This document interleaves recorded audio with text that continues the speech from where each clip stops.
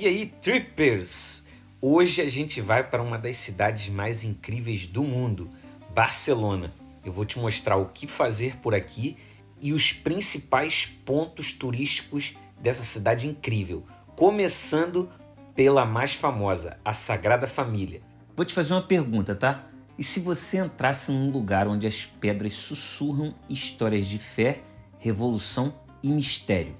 A Sagrada Família em Barcelona não é só uma basílica, é o enigma vivo de Antoni Gaudí, um alquimista que transformou pedra em poesia.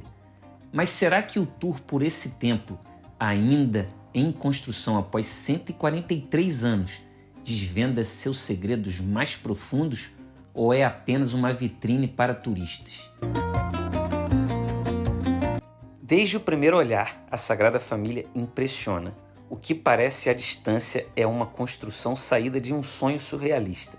Revela-se de perto um labirinto de formas orgânicas, símbolos cristãos, geometrias matemáticas e esculturas que narram o ciclo da vida de Cristo. Quando concluída, a torre central atingirá 172 metros, simbolizando que nenhuma obra humana deve ultrapassar a criação divina. Ou seja, nenhuma estrutura em Barcelona é mais alta que a Sagrada Família. E essa é uma das fachadas da igreja, que é a fachada da Paixão, voltada para o oeste. É a sombra do sacrifício. Iniciada décadas após a morte de Gaudí, segue o seu plano original, mas com escultura modernista e angular, marcada pelas obras de Giuseppe Maria Subirachs. Aqui, os detalhes são mais duros, retos e simbólicos.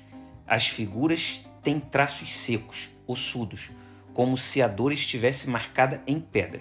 Representa as últimas horas de Jesus, desde a última ceia até a crucificação. O conjunto é organizado em 3 níveis que evocam uma leitura cronológica, e no topo 4 colunas se elevam com a cruz. Uma das cenas mais impactantes é a do beijo de Judas, esculpida com uma tensão teatral. Essa fachada convida ao silêncio, à contemplação da dor e da redenção.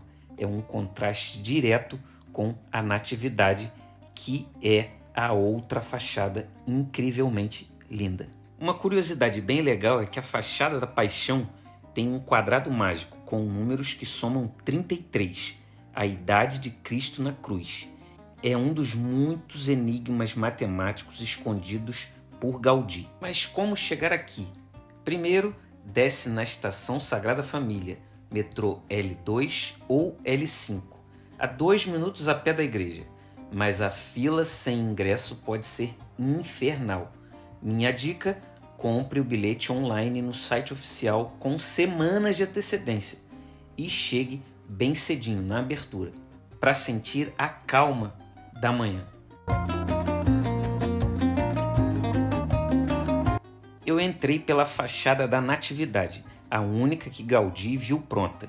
É como um portal vivo, esculturas de tartarugas, camaleões e anjos que narram o nascimento de Jesus, esculpidas com uma ternura que parece derreter a pedra. Gaudí era um católico fervoroso. Era amigo de anarquistas catalães como Joan Maragall, que sonhavam com uma Catalunha livre. Ele canalizou esse ideal de renovação na Sagrada Família, projetando-a como uma catedral do povo, financiada por doações. Seus cálculos matemáticos, baseados em formas naturais como hiperboloides, eram tão avançados que só foram compreendidos com computadores décadas depois.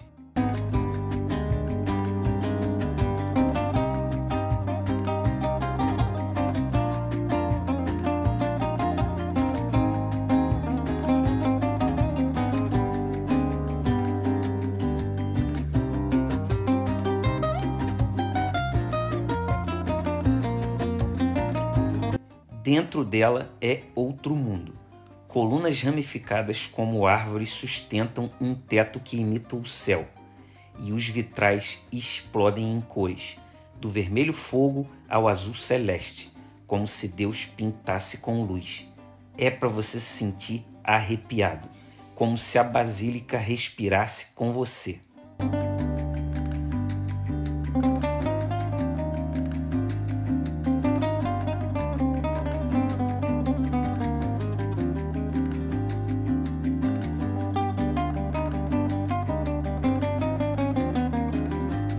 Um pouquinho da história da Sagrada Família.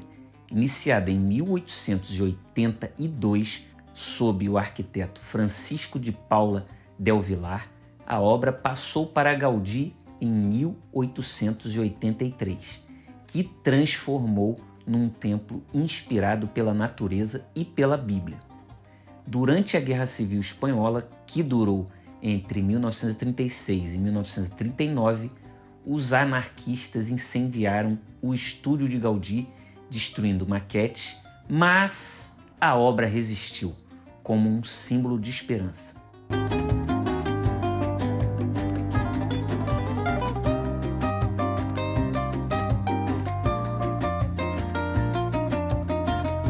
O estilo da basílica é uma mistura de neogótico modernista catalão e formas únicas inspiradas pela natureza.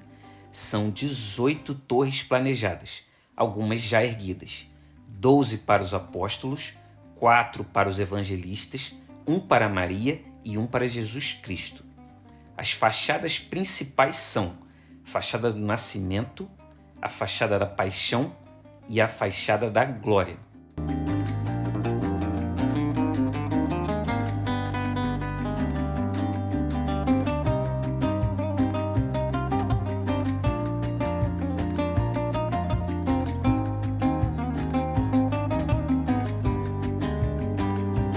O interior da basílica não segue um modelo gótico tradicional. Ao contrário, é orgânico, vertical e geométrico. Gaudí, um homem profundamente religioso e apaixonado pela natureza, projetou cada elemento para refletir o mundo natural como uma criação divina. Ele dizia: nada é inventado, tudo é copiado da natureza. As colunas são inclinadas e feitas de diferentes materiais conforme a altura e a função estrutural, algumas de basalto e outras de granito e até de calcário. Elas sobem como árvores até se abrirem em ramificações geométricas que sustentam o teto como se fosse uma copa de floresta. O resultado é uma sensação de leveza e movimento vertical, uma floresta de pedra e luz. A iluminação é outro elemento fundamental. Os vitrais em tons frios, azuis e verde ao norte e quentes, laranjas e vermelhos ao sul, criam uma atmosfera que muda ao longo do dia. Pela manhã, o interior brilha em tons suaves. À tarde, o espaço se aquece com cores intensas. É como se o tempo e a luz fossem parte da liturgia. O altar é minimalista, mas rodeado por uma abóbada imponente. Acima dele há uma escultura de Cristo suspenso com um baldaquino em forma de videira, símbolo do sangue de Cristo. A cripta onde Gaudí está sepultado pode ser visitada separadamente. É simplesmente mágico você estar aqui dentro e viver essa experiência. No subsolo existe um museu onde você pode ver maquetes restauradas, ferramentas de Gaudí e fotos das chamas que quase destruíram tudo em 1936. É como tocar a resiliência da Catalunha, que nunca deixou a obra parar.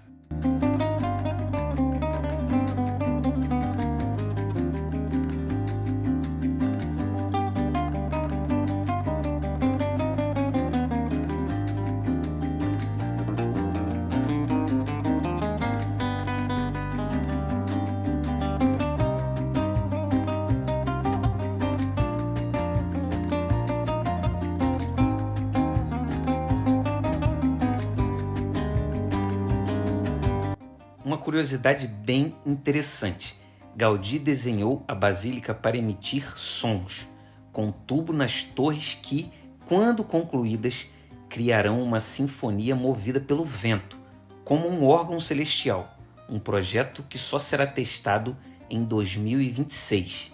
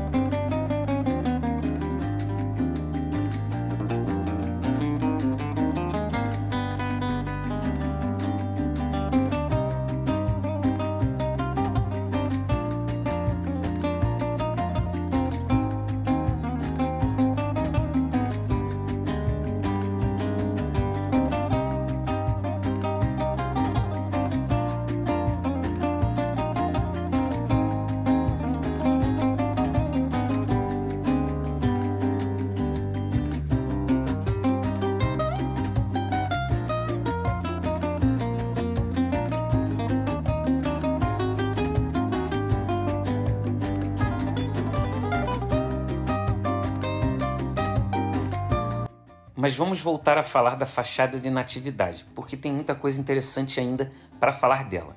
Ela é voltada para o leste. Essa é a fachada que Gaudí viu parcialmente concluída em vida. Por isso, é a mais fiel à sua visão original. É um verdadeiro hino ao nascimento de Jesus, representando a alegria, a natureza e a esperança.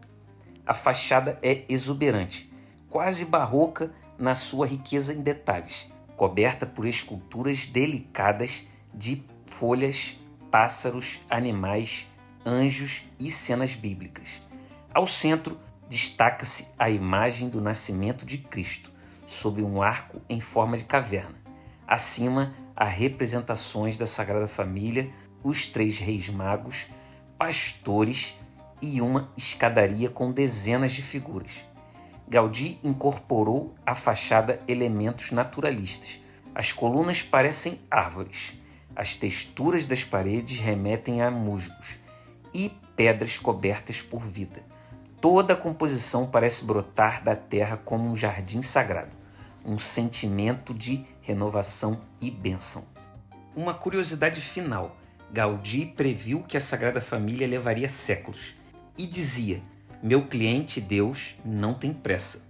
E nem a gente, né? E agora vamos direto para o segundo ponto turístico mais visitado da cidade, que é o Camp Nou, que é incrivelmente bonito, ainda mais se você gosta de futebol. Antes de mergulharmos, deixa aquele like maroto aqui para apoiar o canal e me conta nos comentários. Aqui na Europa, você torce para o Barça ou para outra equipe? Deixa aqui nos comentários.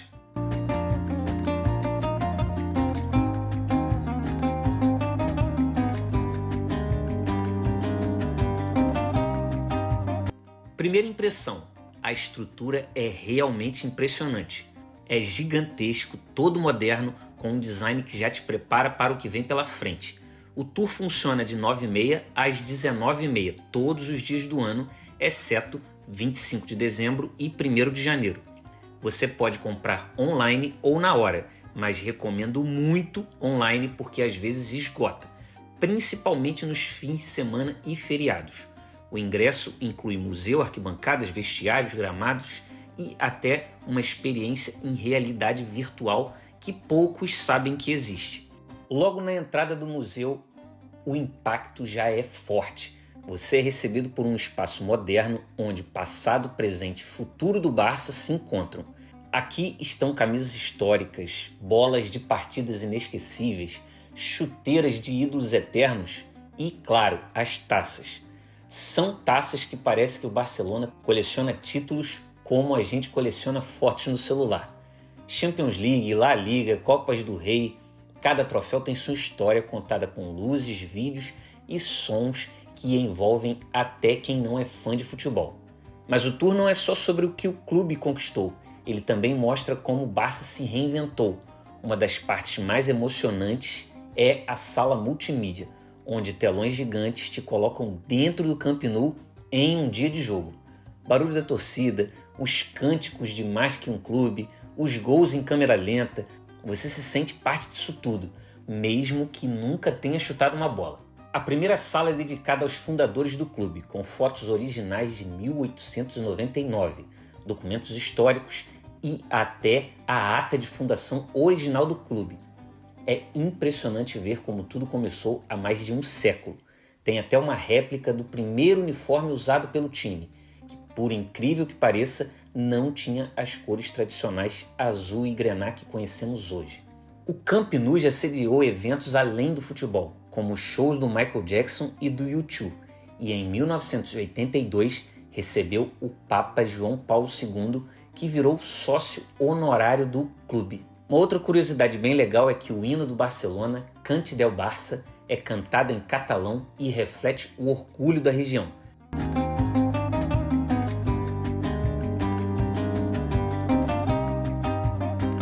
Aqui também tem uma seção inteira dedicada ao Dream Team dos anos 90, com Romário, Stojkovic, Guardiola ainda como jogador, e as camisas estão todas preservadas, com os nomes originais, algumas até com marca de grama e suor dos jogos. É história pura. E não para por aí. Tem uma sala interativa onde você pode ver estatísticas de todos os jogadores que já passaram pelo clube. Quer saber quantos gols o Messi fez? Quantas assistências o Xavi deu? Quantos gols o Rivaldo fez? Quantos gols o Romário fez? Tá tudo ali, numa tela gigante. Aqui também você vai ver as chuteiras do Ronaldinho Gaúcho com aquele jeitinho brasileiro que a gente ama. O museu é super interativo, tem aquelas telas touch onde você pode assistir os melhores gols, simular jogadas e até criar o seu próprio pôster do Barça. Mas nem tudo foram flores. O lugar estava lotado, especialmente perto do meio-dia. Tive que esperar para tirar fotos, ler placas. Minha descoberta é: chegue logo na abertura, às 9h30, para curtir com calma. Se você quiser um áudio guia em português, pegue os fones de ouvido, porque ajuda a entender tudo. Mas o espanhol, como a gente fala português, não é uma coisa tão de outro mundo assim. Uma surpresa legal foi a área dedicada aos torcedores. Tem vídeos de arquibancadas lotadas e até uma sessão sobre o impacto do Barça na Catalunha. Dá para sentir o orgulho local.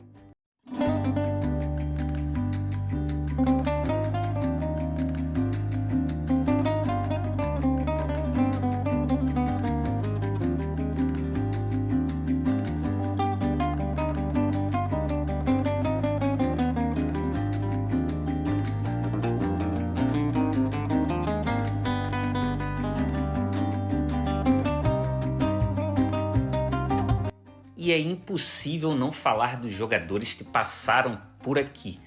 O mais famoso deles, Messi, mas também Ronaldinho está bem ali, pertinho dele, porque ele fez uma história muito bonita no Barça. Ele chegou em 2003 e mudou o jogo mesmo, mudou o patamar do time. Ele liderou o Barcelona no título da Champions em 2006, com jogadas que até hoje viralizam. Sabe aquele gol de bicicleta contra o Vila Real? Pura magia, né não? Outro jogador que marcou história aqui foi o gênio holandês Johan Cruyff. Ele jogou e treinou aqui, revolucionando o futebol com o que hoje conhecemos como futebol total. Ele inspirou o estilo de jogo do Barça com passes rápidos e posse de bola que vemos até hoje. Um outro jogador também que marcou história aqui é, claro, Lionel Messi, né? O maior ídolo do Barça. Ele marcou 672 gols pelo clube, incluindo aquele golaço contra o Getafe em 2007, driblando meio time. Ele cresceu na base do Barça, La Masia, que formou lendas como Xavi e Iniesta. E ele teve a sorte de ter um cara que era melhor do mundo na época dele, que abraçou o craque, que foi o nosso Ronaldinho Gaúcho, que foi muito generoso com a pérola de Barcelona, a pérola argentina.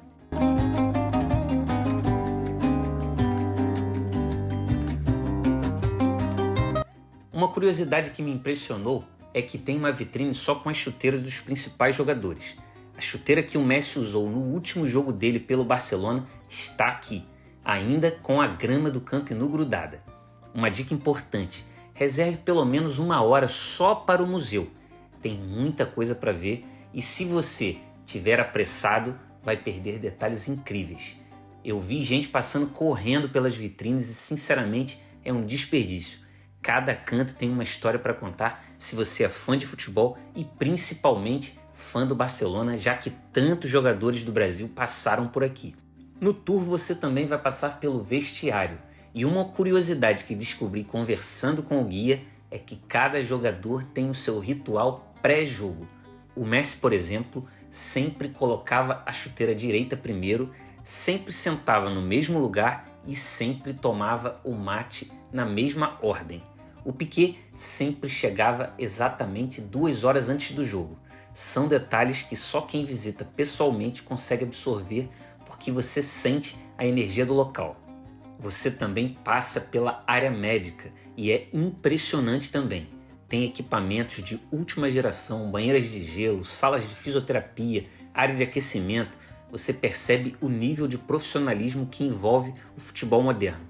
Não é só mais talento, é ciência pura aplicada ao esporte. Tem também a sala de imprensa, onde acontecem as coletivas pós-jogos.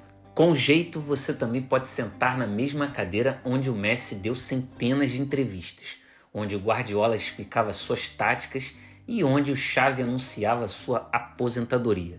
Aqui vai uma curiosidade cultural. O Camp Nou é mais do que um estádio, é um símbolo da Catalunha. O lema "mais que um clube" está por toda parte, nas paredes, no museu, na energia.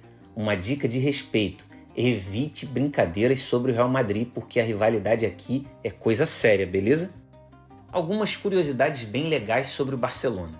Você sabia que o clube é propriedade dos sócios, não de um dono? São mais de 140 mil membros que votam e decidem o futuro do time. Um modelo único no mundo. Agora, o momento que todo fã espera: as arquibancadas. Quando você entra e vê aquele gramado impecável, como se o estádio contasse histórias de cada gol, cada virada épica. Imagina, 99 mil pessoas gritando juntas num clássico contra o Real Madrid. É de arrepiar, né? O tour te leva bem pertinho do campo, mas pro básico, você não pisa no gramado. A vista das arquibancadas é impressionante. Daqui você consegue dimensionar realmente o tamanho desse gigante. Para quem quer melhores fotos, esse é o local. A luz da manhã é perfeita e você consegue enquadrar todo o gramado. Recomendo vir entre 10 e meio-dia para pegar a luz ideal. As arquibancadas são divididas em vários setores, cada um com sua história. Tem o setor onde fica a torcida mais fanática, tem o setor VIP, onde ficam os famosos, e tem até o setor que é só para sócios com mais de 50 anos de associação. Para vocês terem a ideia, aqui cabem quase 100 mil pessoas. É como se a população inteira de uma cidade média do Brasil estivesse aqui assistindo um jogo. A acústica é perfeita. Eles fizeram um teste e descobriram que um grito no meio do campo consegue ser ouvido claramente até a última fileira da arquibancada superior. Por isso que o Camp Nou é conhecido por ter uma das atmosferas mais intimidantes do futebol mundial.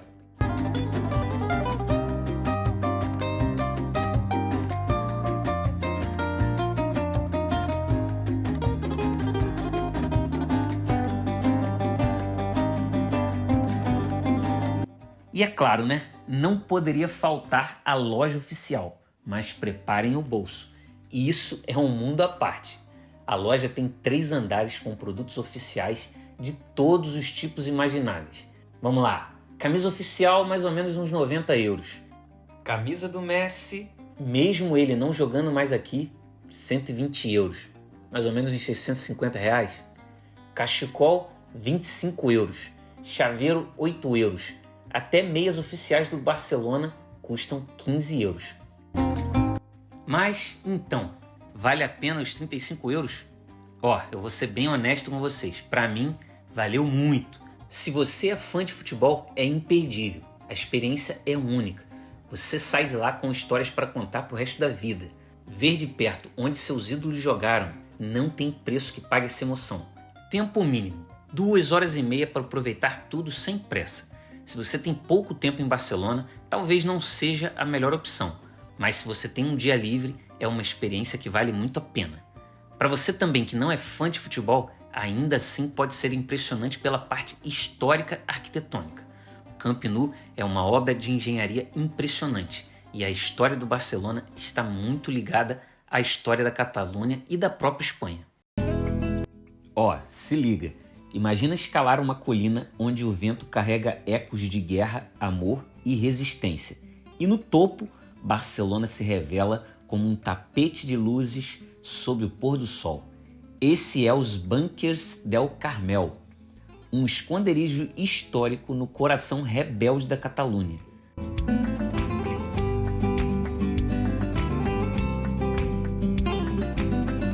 A história resumida é o seguinte: foi construído em 1937 durante a Guerra Civil Espanhola.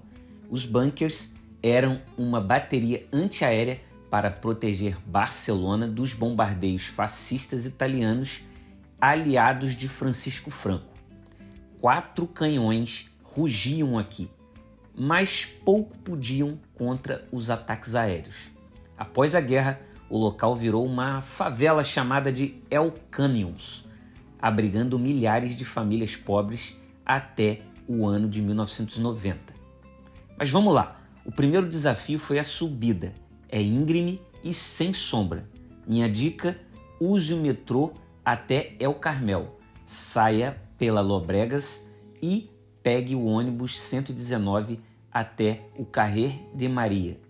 Leve água e tênis confortáveis. Leve algumas coisas para comer também, porque você vai poder passar aqui várias horas até chegar o pôr do sol. Eu fiquei até de noite, fica a maior galera, bem seguro, é bem tranquilo e é gratuito. Você não paga nada para vir aqui ter essa vista incrível. Então vale muito a pena vir aqui, compra um vinhozinho, um tira-gosto e fica até cansar, porque o lugar é muito bonito e você vai ter uma vista panorâmica da cidade. A fama dos bunkers explodiu na década de 2010, graças a blogueiros e ao filme de Federico Mossa, que atraiu jovens em busca de vistas e romantismo. Mas a popularidade trouxe desafios. Em 2021, moradores protestaram contra o overturismo, levando a prefeitura a impor horários das 9 às 7h30 no verão e até às 5h30 da tarde no inverno. E tem patrulhas policiais por aqui. Imagina se você pudesse ver Lionel Messi, não num campo, mas num palco, onde acrobatas voam com seus dribles e a magia do circo transforma seus gols em poesia. Bem-vindo ao Messi 10 by Cirque du Soleil, o espetáculo que une o rei do futebol argentino à alma vibrante de Barcelona. Mas antes de mergulhar nessa magia, já vai se inscrevendo no canal aí, porque eu tenho certeza que você vai gostar muito dos vídeos que estão para entrar. Então se inscreve aí e toca no sininho. A história do espetáculo.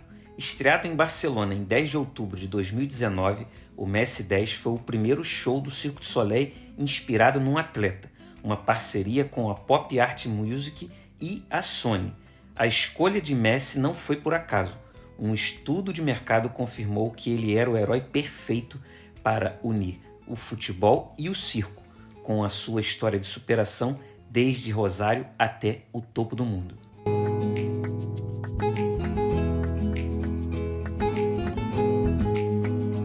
O palco é um campo de futebol futurista, com arquibancadas vermelhas e azuis lotadas de fãs. O show começa com um árbitro atrapalhado, estilo brasileirão, dando cartão amarelo para a plateia. Risada geral. Acrobatas surgem como jogadores, voando em trapézios e girando em rodas gigantes, enquanto telões mostram lances icônicos de Messi. É como cada drible ganhasse asas. Uma curiosidade bem interessante é que Messi pediu que o show destacasse sua família, e há uma cena chamada Família, com acrobatas formando uma corrente humana inspirada numa anedota que ele contou sobre brincar com os filhos em casa. O nome Messi 10 remete ao número eternizado por Lionel Messi em seu uniforme, mas também funciona como uma metáfora para a nota máxima, o grau de excelência que ele alcançou na carreira. No palco, cerca de 46 artistas de todo o mundo interpretam diferentes momentos simbólicos da trajetória do Messi, mesclando técnicas circenses e movimentos de freestyle com a bola. A estrutura de Messi 10 foi pensada para se parecer com uma partida de futebol. São 2 atos de 45 minutos cada, com um intervalo entre eles. A ambientação coloca o público dentro de um campo, com arquibancadas ao redor e telões transmitindo detalhes e projeções multimídias. Há narrações, gritos de torcida, efeitos visuais e até um árbitro palhaço que conduz parte da narrativa com leveza e humor.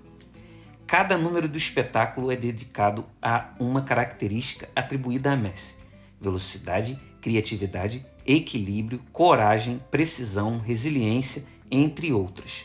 Um dos momentos mais impactantes envolve a interação entre os acrobatas e robôs industriais em movimento, representando a tecnologia, os desafios modernos e o ambiente digital que cerca os atletas de elite.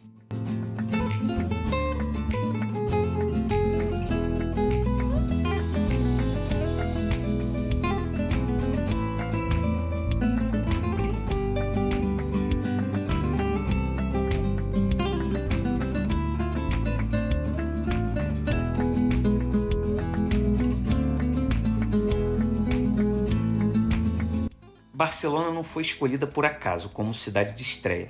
Foi aqui que Messi construiu sua história, jogando quase toda a sua carreira no Barcelona, né? E se transformando em um dos maiores jogadores da história do clube e do mundo. O espetáculo foi apresentado no Parque del Fòrum entre outubro de 2019 e janeiro de 2020, com sessões quase sempre esgotadas e uma recepção calorosa do público catalão. Durante a temporada em Barcelona, o próprio Lionel Messi compareceu à estreia ao lado da esposa Antonella e de alguns amigos e ex-companheiros de clube como Luis Suárez. A presença do craque emocionou o público e a equipe do Cirque du Soleil. Eu sempre tive o sonho de ver um espetáculo do Cirque du Soleil e em 2019 eu vim a Barcelona e felizmente tinha o Cirque du Soleil Messi 10 e juntou minhas duas paixões, futebol e a vontade de ver o Cirque du Soleil pessoalmente. Em 2024, o Cirque du Soleil anunciou oficialmente que o espetáculo havia sido retirado da turnê, encerrando assim esse capítulo inovador da companhia. Imagine entrar num mundo onde as paredes brilham como escamas de dragão. As janelas parecem olhos de um conto de fadas da Disney e cada detalhe te leva a um sonho de Gaudí. Essa é a Casa Batlló, um ícone modernista no coração de Barcelona. Mas será que o tour por essa obra-prima, Patrimônio Mundial da Unesco, realmente te transporta para a fantasia catalã ou é só uma atração que chama turista?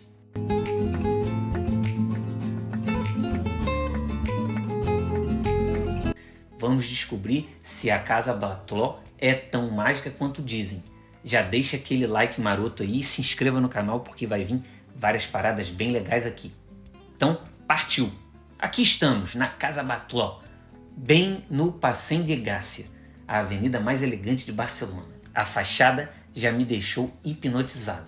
Parece um oceano de mosaicos brilhantes com colunas que lembram ossos e varandas com máscaras de carnaval.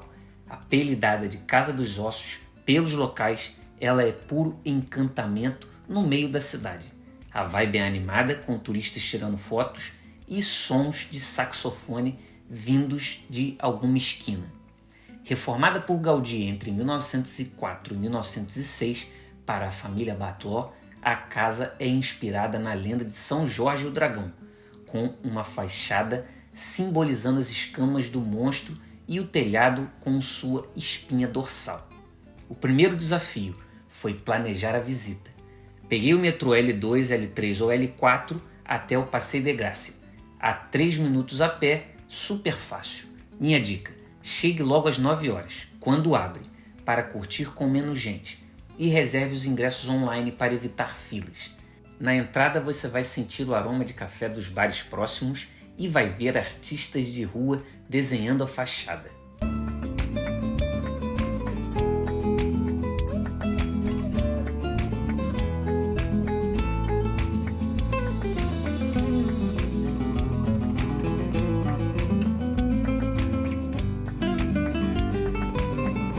Primeira parada, o piso nobre, onde a família Batlló vivia. É como entrar num sonho aquático. As janelas onduladas deixam a luz dançar. Os vitrais coloridos brilham como joias. E o teto da sala principal tem um redemoinho que parece o fundo do mar.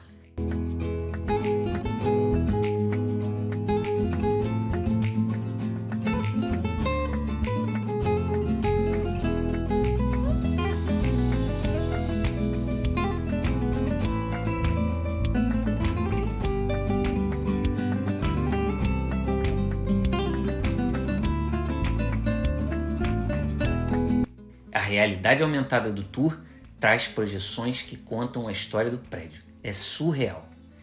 Antoni Gaudí, o poeta da arquitetura, transformou a Casa Batlló num manifesto modernista. Ele usou formas orgânicas inspiradas no mar e na lenda de São Jorge para criar um espaço que respira vida. Sua obsessão por detalhes é vista até nas maçanetas esculpidas à mão. Um obstáculo: o piso nobre é concorrido e grupos podem atrapalhar a imersão. Minha descoberta: use o tablet do tour interativo, em português, para mergulhar nos detalhes e reserve pelo menos 1 hora aqui. O espaço é acessível com elevadores, mas as escadas curvas também são um charme extra. Vá de tênis, essa é minha dica.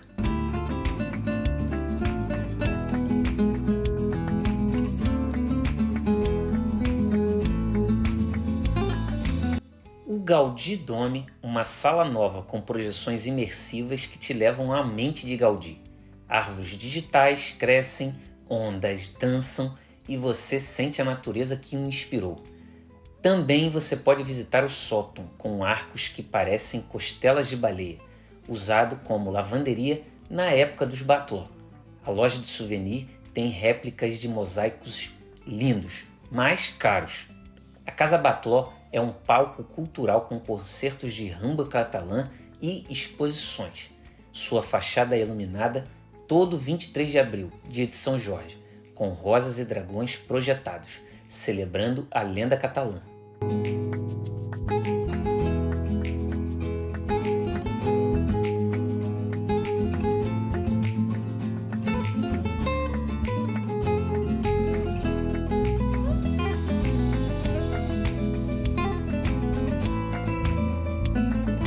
O pátio de luz, um poço vertical coberto de azulejos azuis que vão clareando até o céu. Parece um mergulho contrário. Gaudí projetou o pátio para maximizar a ventilação, com janelas maiores nos andares mais escuros. Depois você vai chegar ao terraço, ponto mais mágico. As chaminés, cobertas de mosaicos, parecem cavaleiros dançando, e o telhado arqueado como uma espinha de um dragão gigante. Um obstáculo: o terraço é estreito e tirar fotos sem multidão exige paciência. Minha dica: faça o tour noturno Magic Nights, às 8 horas da noite, com jazz ao vivo e cava para ver o telhado iluminado. Reserve 30 minutos para o terraço e leve um chapéu, porque, dependendo da época do ano, o sol pega. O telhado inspirou o filme O Hobbit, com suas formas de dragão. Josep Batlló, um rico industrial têxtil, contratou Gaudí para reformar sua casa e impressionar a elite. Sempre tem essa, né? Tem que impressionar a elite catalã. Ele adorava a ousadia do projeto, mas os vizinhos achavam o prédio maluco demais.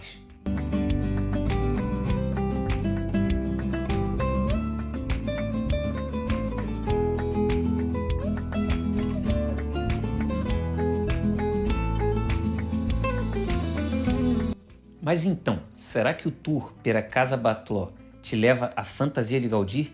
Depois de me perder em vitrais que parecem joias, um terraço que respira dragões e projeções que abrem a mente do arquiteto, digo que sim, é uma viagem num conto modernista.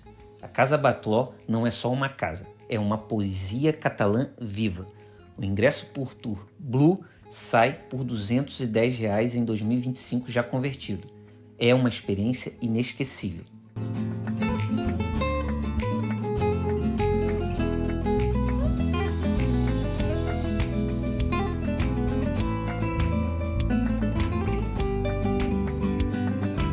Mas se você não quiser e não puder entrar, de qualquer forma, só de você ficar analisando o prédio por fora já vai ser uma experiência incrível, de você ver as curvas, de você ver a varanda, as janelas, é tudo incrível e de graça, você não vai pagar nada de ficar admirando esse prédio espetacular.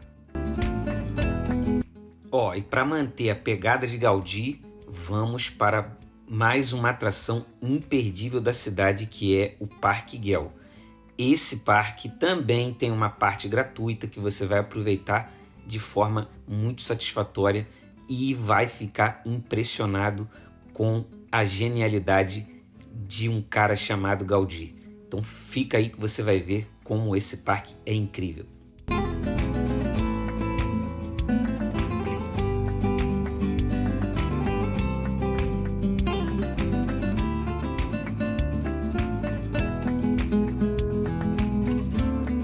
A energia aqui é de outro mundo. Azulejos brilhando, palmeiras balançando e o burburinho de visitantes de todos os cantos do mundo. O parque, criado por Antoni Gaudí, é uma obra de arte viva, misturando natureza e fantasia em cada curva. Uma curiosidade desse parque: ele foi aberto ao público em 1926. O parque foi planejado como um condomínio de luxo pelo empresário Eusébio Guel, amigo de Gaudí. No fim, só 2 casas foram construídas e uma virou casa do próprio Gaudí, hoje um museu. Primeiro desafio foi chegar. O parque fica fora do centrinho, então peguei o metrô L3 até Valcarca e subi por 15 minutos. É uma caminhadinha meio chatinha, mas as escadas rolantes ajudam. Outra opção é o ônibus 24, que sai da Praça da Catalunha e te deixa bem pertinho. Minha dica: chegue cedinho, às 8h30, para fugir da multidão e curtir a luz da manhã nos mosaicos.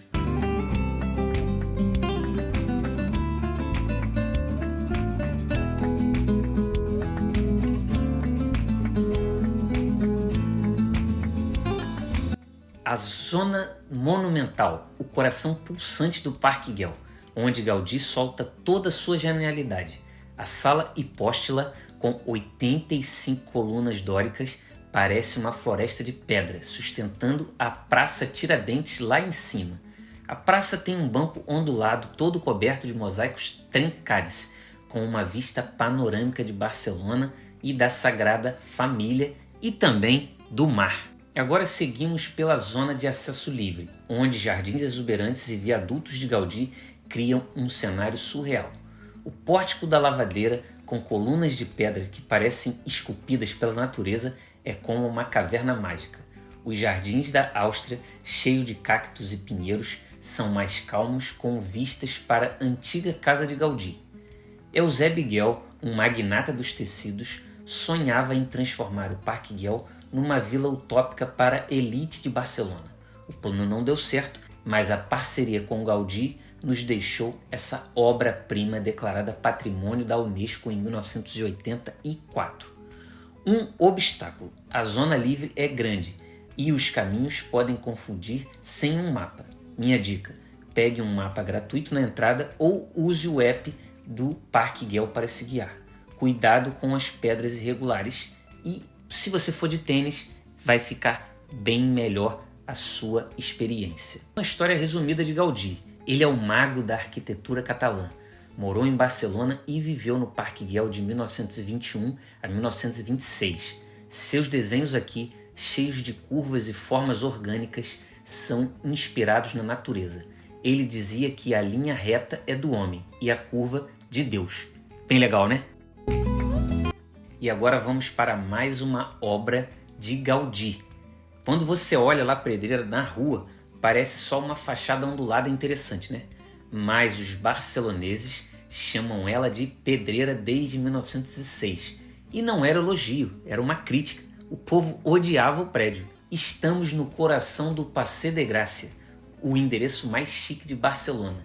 E é só olhar para a fachada que já fico de queixo caído. Parece uma falésia esculpida pelo mar, com curvas suaves e varandas de ferro que lembram algas.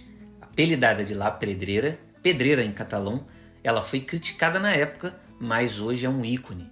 A energia aqui é vibrante, com turistas tirando muitas fotos.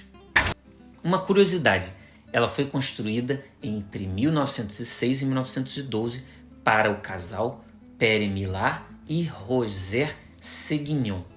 A Casa Milà foi o último projeto residencial de Gaudí antes de se dedicar totalmente à Sagrada Família. É uma das poucas obras dele que você pode visitar por dentro. Mas A primeira impressão, decepção total. Paguei 25 euros, entrei na Casa Millar e pensei, é só isso? Um hall de entrada bonito, uma exposição sobre Gaudí e cadê a mágica? Aí descobri meu primeiro erro. A Pedreira não é como os outros museus. Você não vai lá para ver coisas, você vai para entender como Gaudí revolucionou a arquitetura. Esse prédio foi o primeiro do mundo sem paredes de sustentação. Em 1912, todo o peso fica nas colunas e as paredes são só divisórias. Resultado? Plantas livres, janelas enormes e ventilação natural. Quando entendi isso, tudo mudou. Não era um prédio esquisito, era tecnologia 100 anos à frente do seu tempo. Os pátios internos, verdadeiros pulmões da Casa Millar, são dois, com paredes onduladas e mosaicos coloridos que refletem luz, criando um clima quase mágico. Subi até o apartamento dos Millar, recriado como era em 1910, com móveis modernistas, vitrolas antigas e até uma máquina de costura. Parece que a família vai voltar a qualquer momento. Gaudí, o mestre do modernismo, projetou a Casa Millar como um organismo vivo. Ele usou colunas inclinadas e eliminou paredes retas para maximizar a luz e ventilação, uma ideia revolucionária que chocou os vizinhos ricos da época. Agora, o ponto alto é o terraço da Casa Millar, um dos lugares mais surreais que eu vi aqui em Barcelona. As chaminés apelidadas de guerreiros parecem esculturas de um filme de fantasia, com formas retorcidas cobertas de mosaicos. As clarabóias e dutos de ventilação viram torres, e a vista de Barcelona com a Sagrada Família ao longe é de tirar o fôlego. A história de Pere Millar é um empresário apaixonado por carros. Financiou a Casa Millar para mostrar status, mas enfrentou multas da prefeitura porque o prédio ultrapassava as regras de altura da época. Gaudí quase abandonou o projeto por isso. E uma outra curiosidade da La Pedreira é que o terraço inspirou as cenas de Star Wars, com suas chaminés lembrando soldados. Também aparece no filme O Passageiro de Antonioni, de 1975.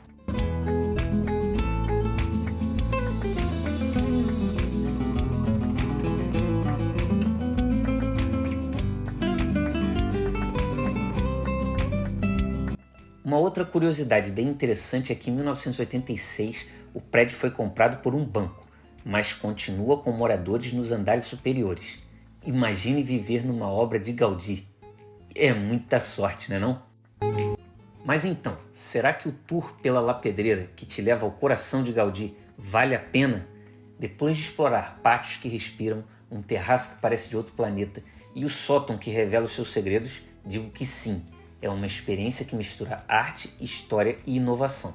A Casa Millar não é só um prédio, é um manifesto do modernismo catalão.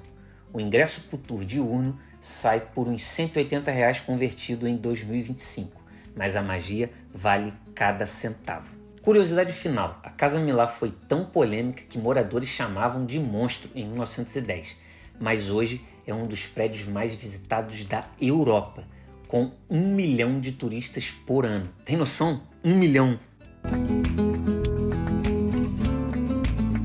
Seja bem-vindo ao Parque de Montjuïc, um dos cantos mais surpreendentes da cidade. Aqui foi aonde Barcelona brilhou nos Jogos Olímpicos de 1992 e a arte de Joan Miró ganha vida. Esse parque é um ícone da Catalunha, misturando história, cultura e vistas de tirar o fôlego. Mas será que o tour, por suas atrações como o Estádio Olímpico, o Castelo e a Fonte Mágica, realmente captura a alma de Barcelona? Vamos descobrir se Montjuïc é tão mágico quanto dizem. Antes de começar, já vai deixando o like, se inscrevendo no canal e partiu! Bora!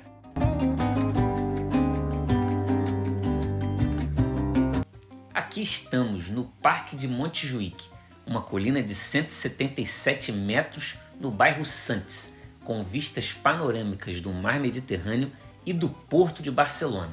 A energia aqui é única, é uma mistura de natureza, história e orgulho catalão. O parque é enorme, com jardins, museus e o legado dos Jogos Olímpicos de 1992. A entrada principal pela Praça da Espanha já impressiona com suas torres venezianas e a fonte mágica ao fundo. Uma curiosidade bem interessante: o nome Monte Juíque pode significar Monte dos Judeus, por causa de um cemitério judaico medieval na colina. Desde a Exposição Internacional de 1929, o parque se transformou num símbolo cultural de Barcelona. Então o desafio está lançado. Vou provar que com o roteiro certo, você consegue ver o castelo, os jardins olímpicos, a fonte mágica, os melhores mirantes e ainda sobrar tempo para curtir o pôr do sol mais bonito de Barcelona. Tudo isso gastando menos de 30 euros por pessoa. Bora então? Primeira lição que aprendi: como chegar sem quebrar as pernas. Muita gente comete o erro de tentar subir andando. São mais de 200 metros de altitude, pessoal. Testei 3 opções. O teleférico custa 13 euros ida e volta, mas a vista é espetacular. O ônibus turístico sai por 30 euros o dia todo, mas a opção mais esperta é o metrô de Paralela, um funicular que já está incluído no bilhete de transporte público. Uma economia de 20 euros logo de cara. Aqui é que a coisa fica interessante. Descobri que a maioria dos turistas faz tudo errado. Eles começam embaixo e vão subindo, chegando cansados lá no topo. O segredo é fazer ao contrário. Comece pelo Castelo de Montjuïc, que aliás é gratuito aos domingos à tarde e para os residentes da União Europeia. Dali você desce visitando jardins, o Palácio da Música, o Museu Nacional, o Estádio Olímpico e termina com a Fonte Mágica. Resultado, você economiza energia, tem as melhores fotos com a luz natural e ainda consegue assistir ao show das fontes no final. Mas aí veio o segundo desafio: os preços. O castelo custa 5 euros, o Museu Nacional de Arte da Catalunha, 12 euros, a Fundação Miró, 14 euros, Jardim Botânico, 7 euros. Se você for visitar tudo, são mais de 40 euros só de entradas. Foi quando eu descobri o Barcelona Card. Por 57 euros, você tem transporte público gratuito por 3 dias e entrada livre na maioria das atrações de Montjuïc. Mas atenção, só vale a pena se você for visitar pelo menos 4 atrações, beleza? Agora vem a parte que mais me surpreendeu. Enquanto todo mundo vai direto para as atrações famosas, Montjuïc esconde verdadeiros tesouros gratuitos. Primeiro, os Jardins de Laribal, uma escadaria secreta com cascatas que parecem saídas de um filme. Também tem o Mirador del Alcade, o melhor pôr do sol de Barcelona e quase ninguém conhece. E o Jardim Botânico Histórico, ruínas românticas no meio da natureza. Esses lugares são totalmente gratuitos e rendem fotos incríveis para o seu Instagram. Terceiro desafio: será que dá tempo de ver tudo sem virar uma maratona? Porque Montjuïc é enorme. Testei na prática.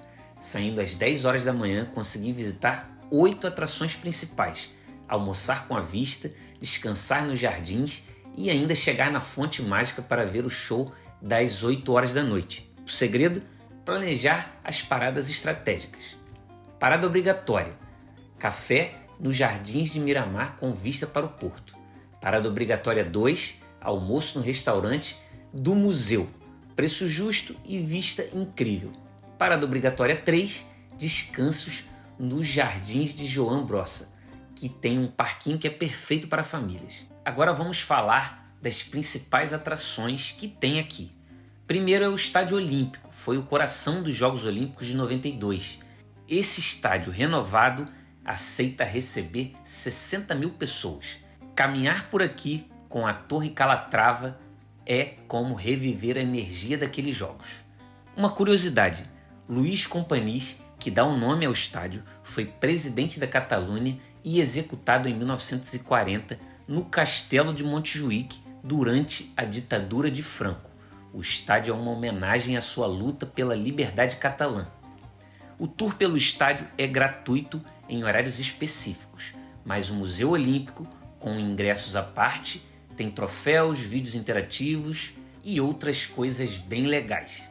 Outras atrações muito interessantes aqui em Montjuïc é a Fundação Joan Miró, que é um museu que celebra o gênio surrealista nascido em Barcelona. As esculturas coloridas, as pinturas vibrantes como a mulher e o pássaro parecem dançar no espaço. O prédio é uma obra de arte por si só. Também aqui tem o Museu Nacional de Arte da Catalunha, no Palau Nacional, com 1000 anos de arte catalã. De murais românticos a obras de Gaudí. Um obstáculo? As filas podem ser longas. Compre os ingressos online. Por fim, tem a Fonte Mágica, que é um espetáculo gratuito de luzes e água. É perfeita para fechar o dia. Shows acontecem de quinta a domingo, das 8 às 10h30 da noite.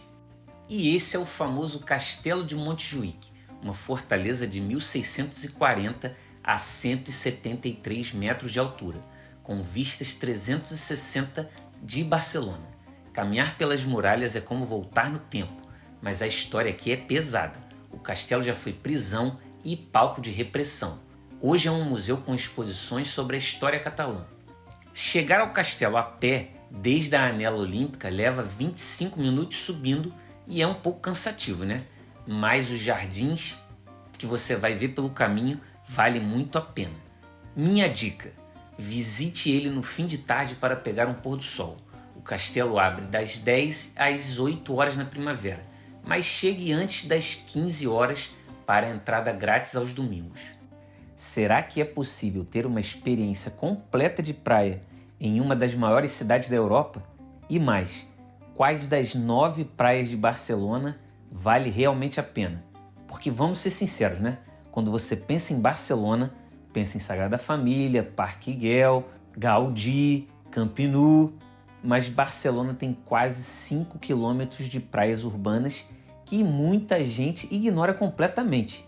Então o desafio está lançado. Vou passar um dia inteiro testando as melhores praias de Barcelona para descobrir qual oferece a melhor experiência considerando infraestrutura, beleza, preço e localização. Tudo isso sem sair da cidade. Será que Barcelona consegue competir com as praias do Mediterrâneo? Vamos descobrir juntos. Mas antes disso, se inscreva no canal aí, dá essa moral, porque você vai ter várias coisas bem interessantes chegando no canal. Viagem para o Rio, viagem por cidades pela Europa. Então não se esqueça, se inscreva no canal e toca no sininho. Bora lá!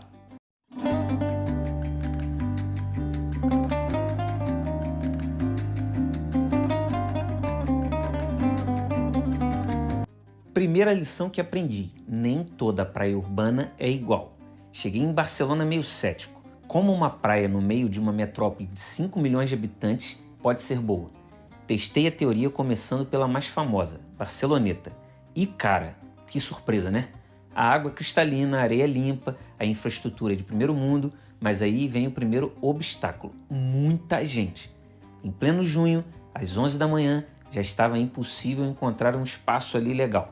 Foi quando descobri que o segredo não é evitar as praias urbanas, mas saber qual praia escolher em cada momento. Sacou? Aqui começou minha jornada de descoberta. Barcelona tem 9 praias diferentes, cada uma com sua personalidade. Sant Sebastián, San Miguel e Barceloneta, as mais antigas e movimentadas. Numa zona mais moderna é Nova Icària, Bogatel e Marbella, criada para as Olimpíadas de 92. Elas são mais organizadas. E se você quiser uma zona mais alternativa, tem Nova Marbella, Levante e Fórum, as mais novas e experimentais. A estratégia que descobri: não escolha uma praia, faça um tour das praias. São todas conectadas por um calçadão de 4,2 km. Dá para conhecer 3 ou 4 no mesmo dia caminhando tranquilamente.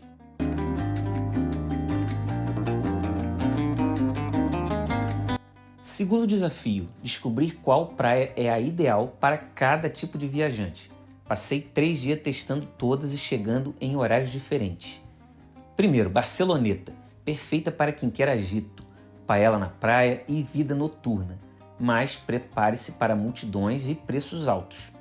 Nova Icària, é a mais tranquila para famílias, sossegada, com playground na areia e restaurantes com preços justos. Bocatel, a praia dos locais, menos turística, frequentada por barceloneses que realmente sabem onde ir. Marbella, para quem busca algo alternativo. Tem a área de naturismo, beach clubs modernos e o público mais jovem. E foi conversando em portunhol com os locais que descobri os segredos das praias de Barcelona. Segredo 1.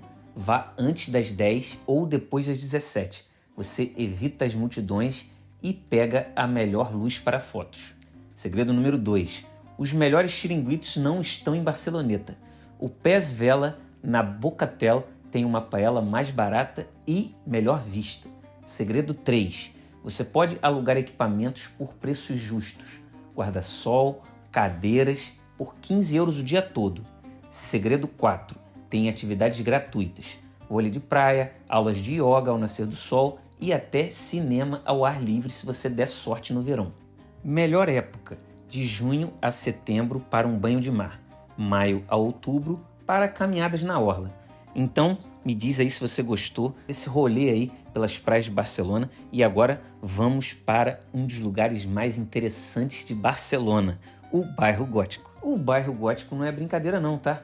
São mais de 2000 anos de história, dezenas de praças escondidas, igrejas centenárias e a maioria dos turistas saem de lá tendo visto apenas 30% do que realmente importa. Então, o desafio está lançado, hein? Eu vou provar que com o roteiro certo, você consegue descobrir as joias escondidas, evitar as armadilhas turísticas, conhecer a Barcelona real dos locais e ainda sobrar tempo para curtir os melhores bares e restaurantes do bairro mais antigo da cidade. E esse aí é o Mercado La Boqueria. Ele não está no bairro Gótico, mas está bem pertinho e vale a pena a sua visita, porque aqui você vai ter mais de 300 bancas vendendo frutas, legumes, peixes, carnes, tapas, frutos exóticos, entre várias outras coisas.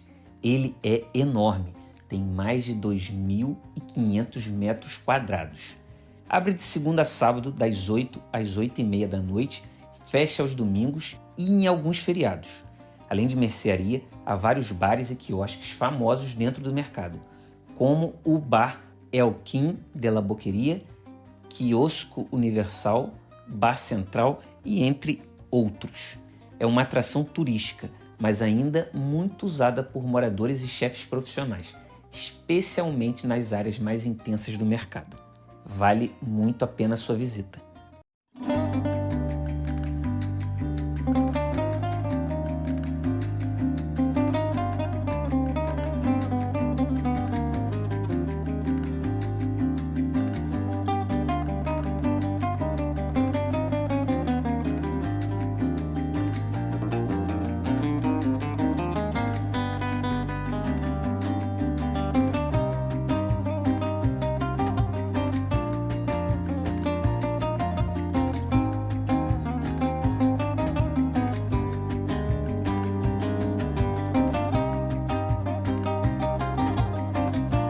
A primeira lição que você tem que aprender aqui pelo bairro Gótico é que ele é uma armadilha para turistas despreparados.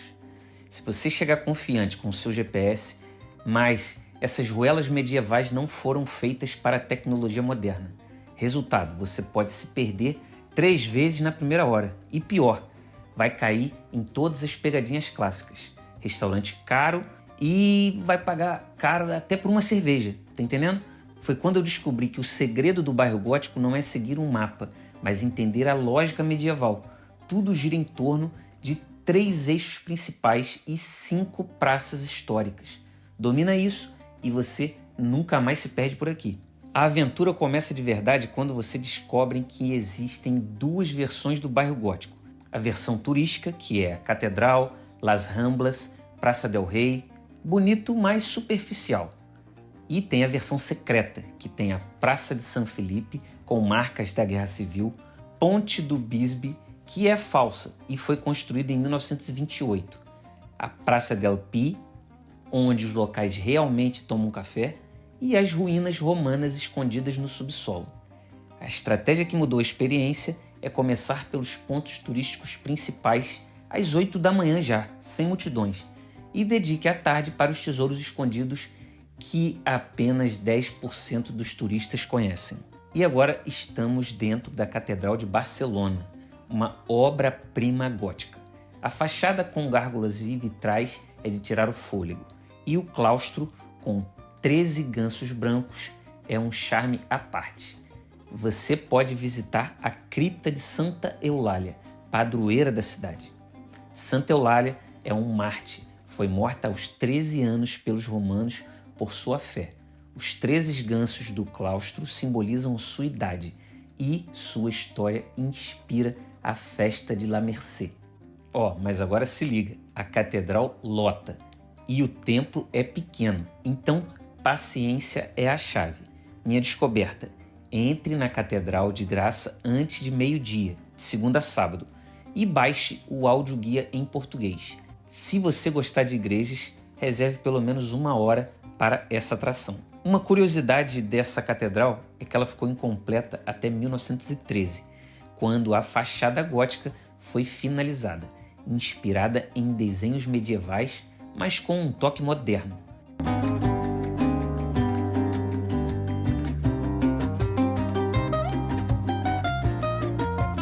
E como vocês estão vendo, literalmente você pode subir no teto da igreja e ter uma visão panorâmica de Barcelona. Como vocês podem ver ali, tem várias pessoas andando no teto e é bem interessante essa experiência. Vale a pena.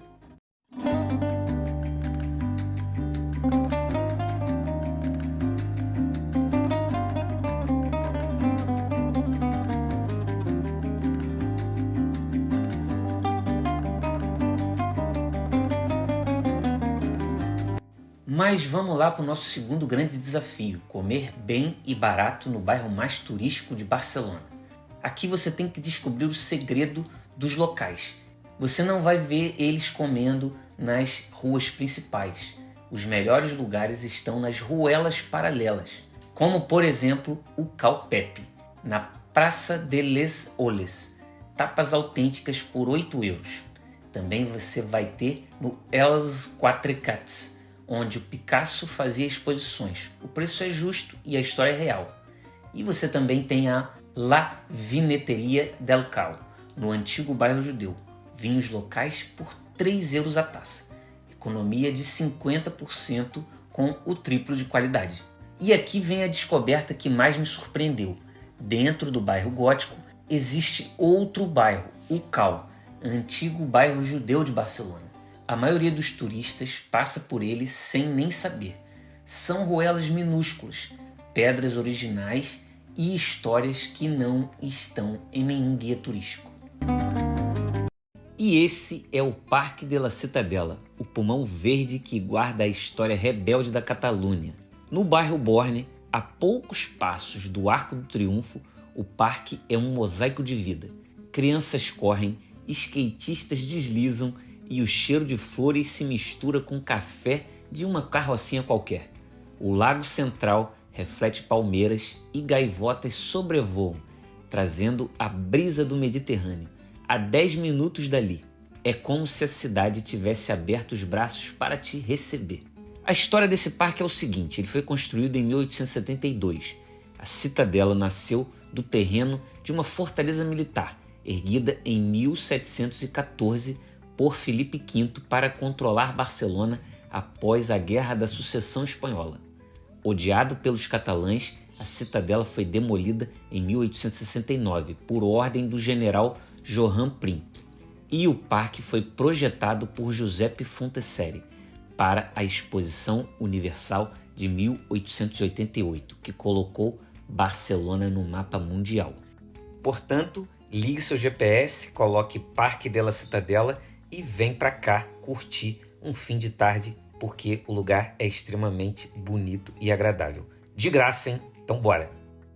Se liguem, agora a gente está em um lugar mágico. Imagina um lugar onde a arte cura, onde mosaicos coloridos e vitrais dançantes transformam um hospital num palácio de sonhos. Esse é o Recinto Modernista de Sant Pou, uma joia do modernismo catalão em Barcelona. Fundado em 1401 como Hospital de la Santa Creu, o complexo foi transferido para o Eixample em 1902. Foi projetado por Luís Domenech, um rival de Gaudí, vamos dizer assim. Financiado pelo banqueiro Paul Gil e Serra, foi construído até 1930 como um hospital para os pobres, declarado Patrimônio Mundial da Unesco em 1997, junto com o Palau de la Música Catalana. Ele está a 20 minutos a pé da Sagrada Família, mas também você pode pegar o metrô L5 até Sant Pol e sai direto na entrada. Minha dica é: use o ônibus H8 ou 19 na Praça da Catalunha e chegue aqui bem de manhã, mais ou menos umas 10 horas, quando abre, para curtir sem multidão.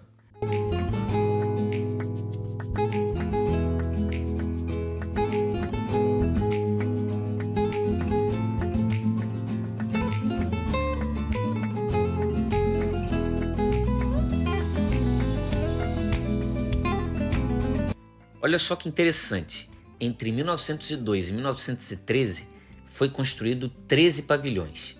Entre 1920 e 1930, 6 pavilhões. E o Sant Pol é o maior complexo de arte nouveau da Europa. Inspirado na Cidade Jardim, os seus 27 pavilhões são ligados por túneis subterrâneos, projetados para proteger os pacientes do clima. Em 1912, Domenech ganhou seu terceiro prêmio de melhor edifício por Sant Pol.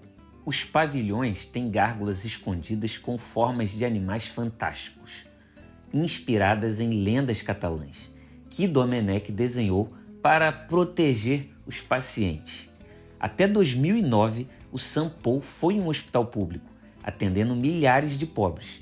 Após a mudança, a restauração, que durou entre 2009 e 2016, que custou 100 milhões de euros, transformou o complexo num centro cultural, abrigando a OMS e algumas startups de saúde. Os túneis subterrâneos que conectam os pavilhões eram usados por médicos durante a Guerra Civil, que foi entre 1936 e 1939, para evitar bombardeios.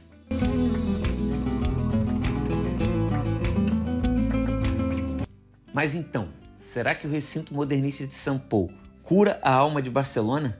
Após mergulhar nos vitrais de São Salvador, sentir o passado de San Rafael e sonhar nesses jardins, digo que sim, é uma obra onde a arte e a humanidade se encontram. O transporte de metrô L5 e a entrada saem por uns R$100 convertidos já em 2025. A experiência é um tesouro. Vale muito a pena a sua visita.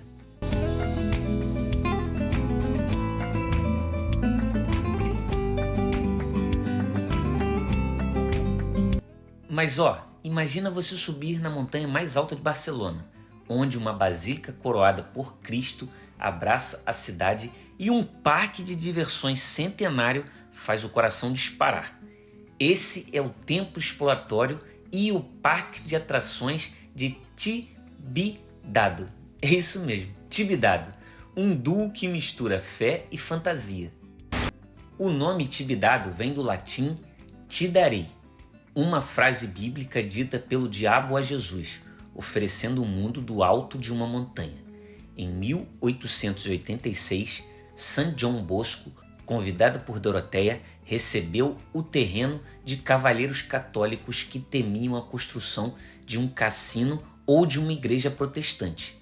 Uma ermida neogótica marcou o início e em 1902 começou o templo, concluído por Giuseppe Maria em 1961.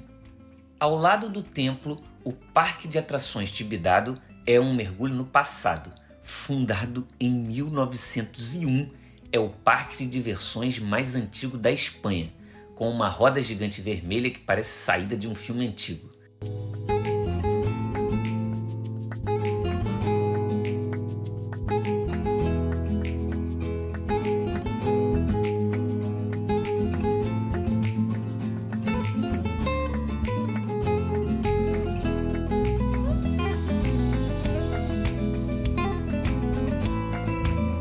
Criado por Salvador Cardona, o parque era um refúgio da elite catalã antes de se popularizar. Durante a ditadura de Franco, foi um escape da repressão e hoje é um ícone familiar com 25 atrações. Em 1987, o filme Angústia usou o parque como cenário, eternizando seu charme. Mas se liguem, o parque lota nos fins de semana e as filas para o Avió, que é uma das atrações, podem demorar. A dica é: compre os ingressos online no tibidado.cat para pular filas e priorize a montanha-russa cedo. Evite bolsas grandes, beleza? Mas aqui também vai ter armários.